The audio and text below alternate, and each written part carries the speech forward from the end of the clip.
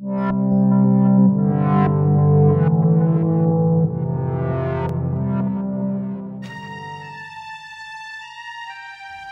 mantenimiento del imperio heredado de su padre y la defensa de la religión católica serán los ejes sobre los que Felipe II ejercerá su gobierno.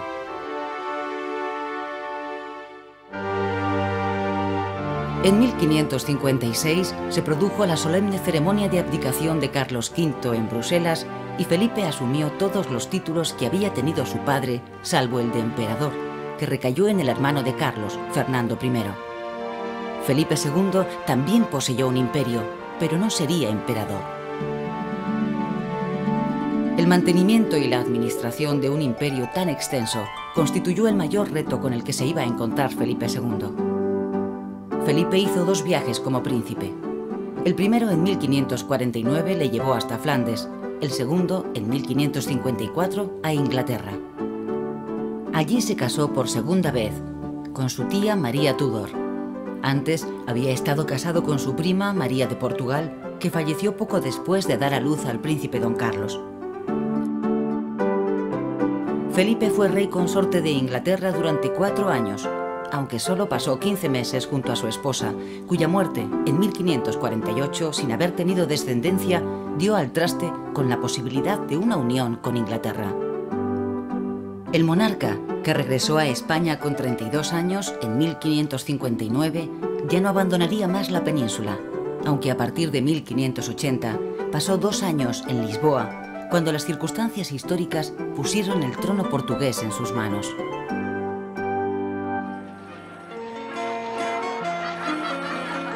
Castilla pasó a ser el centro de este imperio sin emperador y Madrid se convirtió en sede permanente del gobierno. El tremendo esfuerzo que suponía la defensa del imperio fue posible gracias a la riqueza de Castilla, así como a los mecanismos de producción puestos en marcha en América que multiplicaron los envíos de plata a la península. La lengua castellana va identificándose paulatinamente con el español. Convertida en la lengua oficial de la corte, fue adoptada de forma progresiva por los demás reinos. Será también la lengua de los escritores que protagonizaron el Siglo de Oro, y los talleres de todo el imperio imprimieron la mayor parte de su producción editorial en este idioma. La articulación de la nación española se topó con la realidad de unos intereses locales y unas fronteras internas que separaban no solo la corona de Castilla de la de Aragón, sino los propios reinos de cada una de estas coronas. Desde la corona de Aragón, que había permanecido al margen de la expansión productiva de Castilla, se vio con hostilidad la progresiva castellanización de la monarquía. La ausencia del rey y las escasas convocatorias de las Cortes de Aragón contribuyeron a acrecentar este malestar. Pero mientras Aragón se quejaba del olvido de la monarquía, Castilla sufrirá en solitario las consecuencias de los esfuerzos exigidos por el imperio. A la desmonetización de este reino contribuyó una balanza mercantil desfavorable. Se exportaban materias primas como la lana por valor de un ducado y se importaban manufacturas como paños tejidos con esa misma lana a más de 20 ducados y a veces a más de 100. Felipe II se vio obligado a renegociar los créditos con nuevos títulos de deuda llamados juros. Los grandes señores se apropiaban de las riquezas que se generaban en América y que eran utilizadas por la monarquía como aval de sus créditos. Mientras tanto, Castilla se iba empobreciendo paulatinamente, pues la mayor parte de esta riqueza no se invertía en medios productivos, sino que los hombres más ricos optaron por vivir de las rentas. Pese a todas estas dificultades, Felipe II reunió un ejército con el que derrotó a los franceses en la batalla de San Quintín, rememorada en los frescos de esta sala de batallas del monasterio del Escorial.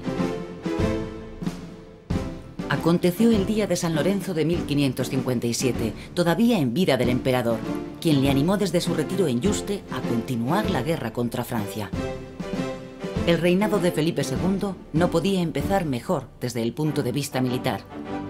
Al año siguiente, las tropas francesas fueron derrotadas por segunda vez en Gravelinas y Francia se vio obligada a firmar el Tratado de Cateau-Cambrésis. Fruto de ese tratado será la tercera boda de Felipe, con Isabel de Valois, que supondría el inicio de una etapa amistosa con el país vecino tras largos años de hostilidad.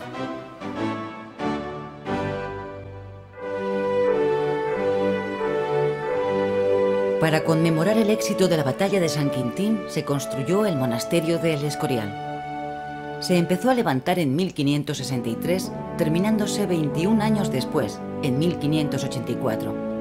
Los primeros planos se deben a Juan Bautista de Toledo, y tanto este arquitecto como su sucesor, Juan de Herrera, eran arquitectos forjados en el Renacimiento italiano.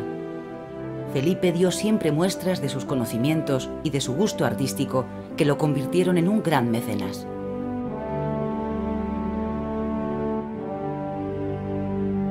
En el momento de su muerte, la biblioteca acogía más de 14.000 volúmenes. Se trataba de la mayor biblioteca privada de Occidente, destacando entre sus fondos 1.500 obras en griego, 94 en hebreo y alrededor de 500 códices árabes.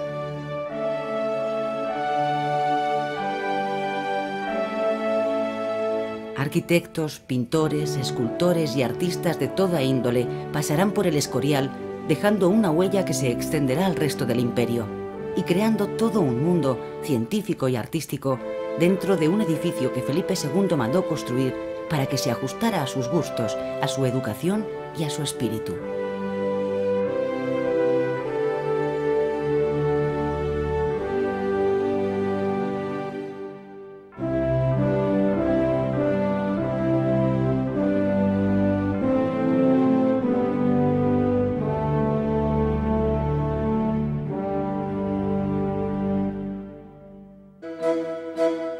Por otra parte, los grabados de ciudades o las colecciones de mapas, fruto de la pasión de Felipe por la geografía, dieron una imagen precisa de la España del siglo XVI y de las posesiones que el rey tenía a lo largo del mundo. Pocos reyes de su época tuvieron un conocimiento tan preciso de la geografía y de la historia de la corona de Castilla como lo tuvo Felipe II a través de la extraordinaria obra promovida por él entre 1575 y 1581, conocida como las Relaciones Topográficas, que proporcionaron una información detallada de la población, economía e historia de unas 600 poblaciones.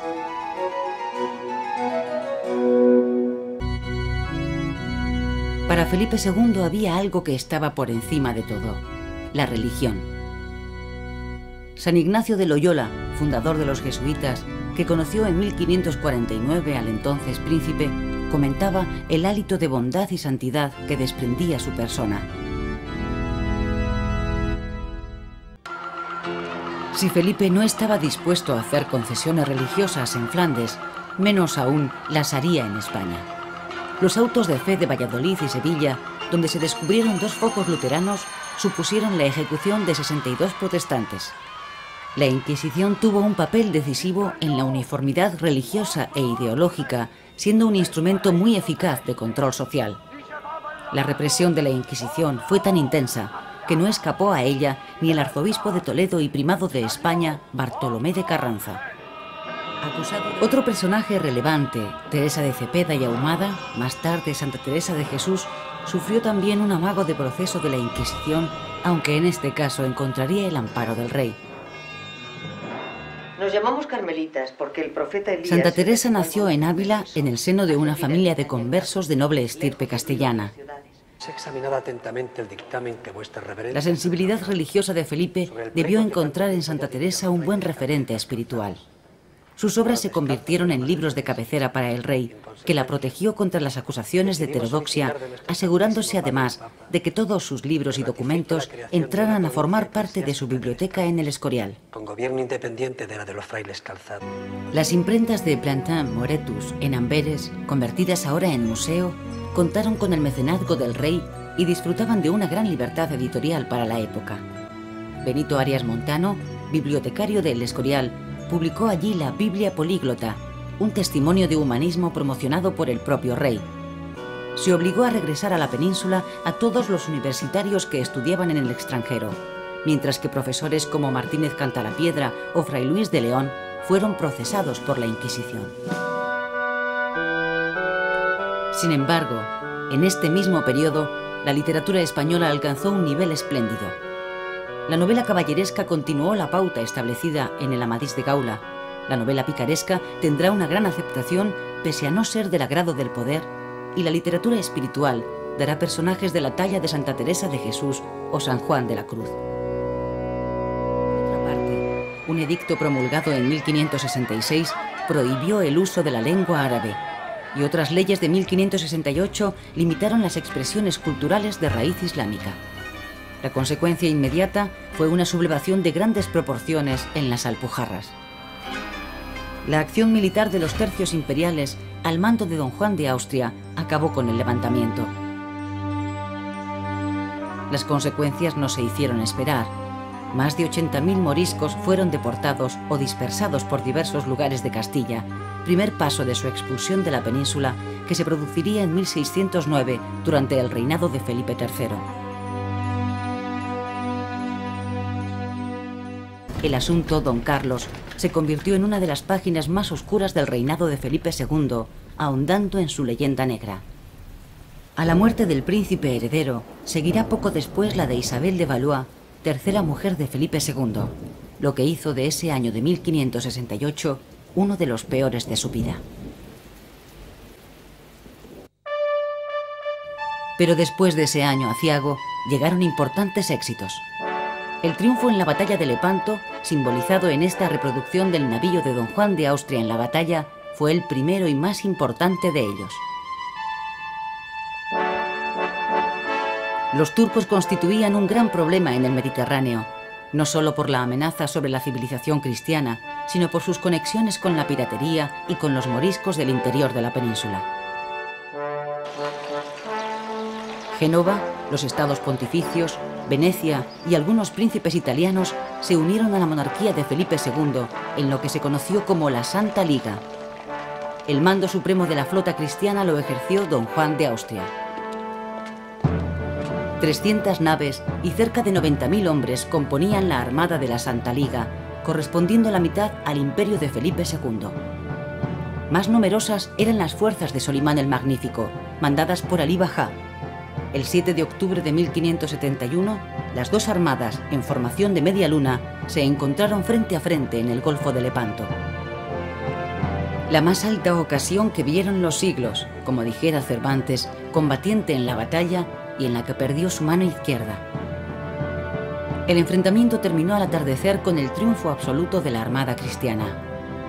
El Imperio otomano quedó maltrecho y nunca más volvió a constituir una amenaza para Occidente. La última misión que Felipe II encomendó a su hermanastro fue apaciguar las rebeliones de los Países Bajos. Nombrado gobernador de estos territorios, don Juan encontró la muerte por enfermedad en la ciudad de Namur. Esta iglesia de la ciudad belga guarda tras el altar mayor una placa en recuerdo de su muerte. El corazón y otros órganos fueron depositados aquí, mientras su cuerpo viajaba hacia la península ibérica. Por último, fue enterrado en el monasterio de El Escorial.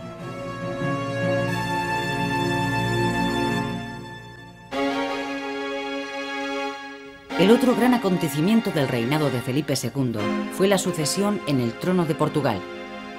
A la muerte de Sebastián de Portugal, hijo de Juan de Portugal y Juana de Austria, hermana de Felipe II, se presentaba por fin la posibilidad de la anhelada unión con este reino, perseguida desde los tiempos de los reyes católicos.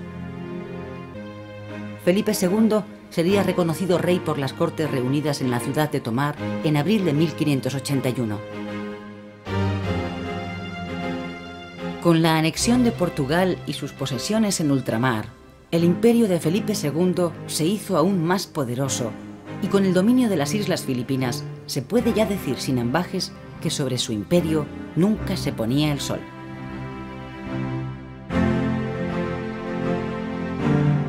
Pero este enorme imperio suscitará enseguida la animadversión de los países europeos, sobre todo de Francia e Inglaterra, que a partir de ese momento concentrarán toda su energía en menoscabar el poderío de la monarquía de Felipe II.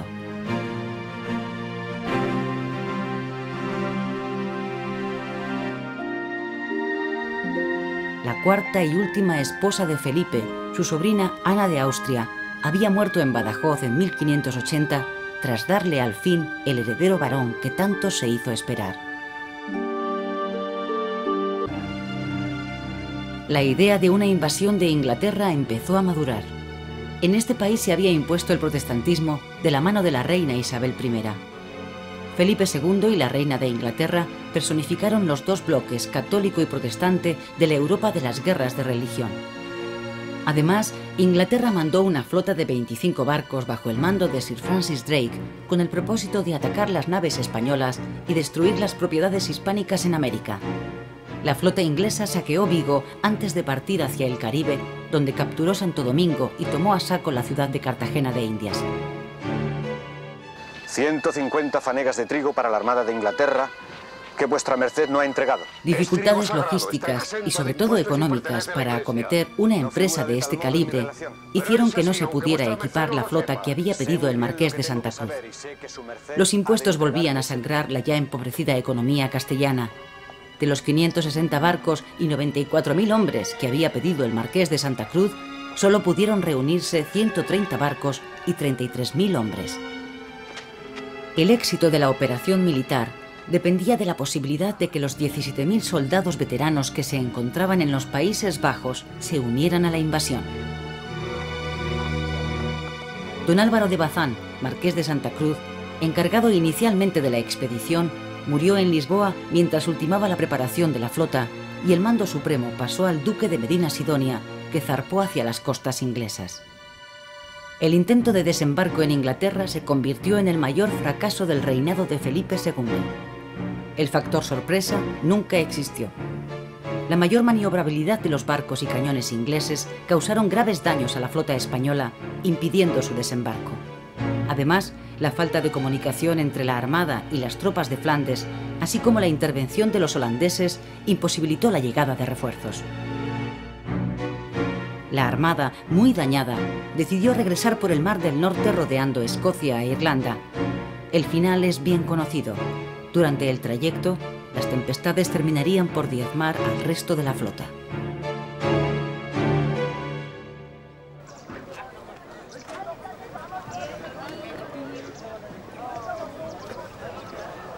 El desastre de la Armada Invencible reforzaba la posición de los rebeldes de los Países Bajos, apoyados por Inglaterra, y debilitaba la posición de Felipe II ante la propia Inglaterra y ante Francia. La nobleza y el clero fueron los estamentos privilegiados que gozaron de grandes exenciones fiscales. Pero América proporcionó grandes fortunas a una burguesía emergente que empezó a escalar posiciones sociales. El esfuerzo militar que desarrolló la monarquía fue excesivo. En los últimos años del reinado de Felipe II se reactivaron casi todos sus frentes. Por el Mediterráneo patrullaban constantemente 4 escuadras. A partir de 1580 se creó la Armada de la Mar Océana, que tenía la misión de mantener la hegemonía en el Atlántico. La protección de los convoyes que hacían la ruta de América dio excelentes resultados, pues las pérdidas de barcos por ataques piratas fueron mínimas. La infraestructura militar era muy avanzada para la época, destacando la configuración del llamado Camino Español, que iba de Milán a Flandes y por el que transitaban los hombres y el dinero necesarios para mantener la supremacía en estos territorios. Lo mismo que hiciera Carlos V en su retiro de Yuste, Felipe dispuso sus habitaciones privadas en el monasterio de El Escorial junto al altar mayor, de forma que pudiera seguir la misa y demás oficios litúrgicos desde la cama cuando estuviera enfermo. El Greco retrató a Felipe II en varios cuadros, como la alegoría de la Santa Liga y el entierro del conde de Orgaz. En este gran cuadro, Felipe aparece en la parte superior derecha de la gloria.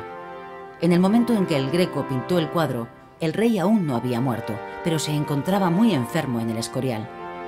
La presencia de Felipe II en el cielo desmiente el posible enfado del pintor con el rey por el asunto del cuadro de San Mauricio.